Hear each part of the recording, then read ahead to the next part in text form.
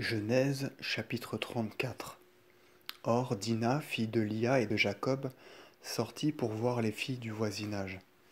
Et Sichem, fils d'Hémor, et Véin, chef de cette terre, la vit, et l'ayant prise, il dormit avec elle et la déshonora.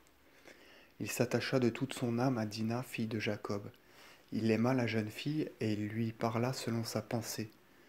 Sichem parla aussi à son père Hémor, disant, Donne-moi pour femme cette jeune fille. Jacob apprit que le fils d'Hémor avait déshonoré Dina, sa fille. Ses fils étaient alors dans la plaine avec ses grands troupeaux, et Jacob garda le silence jusqu'à ce qu'ils fussent revenus. Cependant, Hémor, père de Sichem, sortit et vint trouver Jacob afin de lui parler. Et les fils de Jacob revinrent des champs. Lorsqu'ils eurent tout appris, les hommes furent saisis de douleur. Leur affliction fut grande, parce que Sichem avait porté la honte en Israël, en dormant avec la fille de Jacob. Et ils dirent, il n'en sera pas ainsi. Et mort de son côté leur parla en ces termes, Sichem, mon fils, a préféré en son cœur votre fille. Donnez-la lui donc pour femme. Contractez des mariages avec nous, donnez-nous vos filles, prenez nos filles pour vos fils, et habitez parmi nous. Voici devant vous une vaste terre, habitez-la, parcourez-la, et possédant votre part. Sichem, lui aussi, dit au père de Dina et à ses frères, Puissé-je trouver grâce devant vous, puissiez-vous me dire, nous te la donnerons. Élevez sa dot à une somme immense, et je donnerai ce que vous direz. Donnez-moi pour femme cette jeune fille. Et les fils de Jacob répondirent à Sichem et à son père Hémor avec artifice. Ils leur parlèrent ainsi parce qu'ils avaient déshonoré leur sœur Dina. Siméon et Lévi, frères de Dina, leur dirent, Nous ne pouvons pas accomplir ce que vous demandez, ni donner notre sœur à un homme des vôtres qui n'est pas circoncis, car c'est pour nous un opprobre. À cette seule condition, nous ne ferons qu'un avec vous, et nous demeurerons parmi vous. Devenez comme nous, et que chez vous tout mâle soit circoncis. Nous vous donnerons alors nos filles, et nous prendrons nos femmes parmi vos filles, nous demeurerons parmi vous, et nous serons comme une seule race. Mais si vous refusez de vous circoncire, nous reprendrons notre fille, et nous nous éloignerons.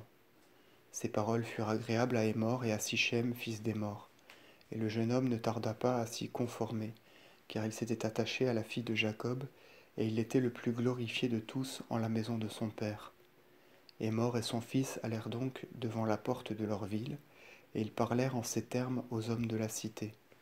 Ces hommes sont pacifiques, qu'ils habitent notre contrée et qu'ils la parcourent. Voici devant eux un vaste pays. Nous prendrons pour femmes leurs filles, et nous leur donnerons les nôtres. Ces hommes demeureront avec nous, et ne feront avec nous qu'un seul peuple, à la seule condition que tout mâle parmi nous soit circoncis comme ils le sont eux-mêmes. De la sorte, leurs menus troupeaux et leur bétail et tous leurs biens ne seront-ils pas à nous? Rendons-nous semblables à eux en ce point seulement, et ils demeureront avec nous. Tous ceux qui étaient venus devant la porte de la ville obéirent à Hémor et à Sichem son fils, et ils circoncirent tous les mâles parmi eux. Or le troisième jour, pendant que tous étaient en proie à la souffrance, les deux fils de Jacob, Siméon et Lévi, prirent chacun leur glaive, et ils entrèrent dans la ville sans danger, et ils tuèrent tous les mâles. Ils passèrent Hémor et son fils Sichem au fil de l'épée, prirent Dina dans la maison de Sichem et sortirent. Les fils de Jacob survinrent au milieu du carnage, et ils pillèrent la ville dans laquelle leur sœur Dina avait été déshonorée. Ils s'emparèrent des brebis et des bœufs et des ânes, tant dans la ville qu'aux champs. Ils prirent ensuite tous les corps vivants et tous les vêtements, firent captives les filles et pillèrent tout ce qu'il y avait dans la ville et dans les habitations. Mais Jacob dit à Siméon et à Lévi, Vous m'avez rendu, ô Dieu, je vais être en abomination à tous les habitants de la contrée, aux Cananéens et aux Phérézéens.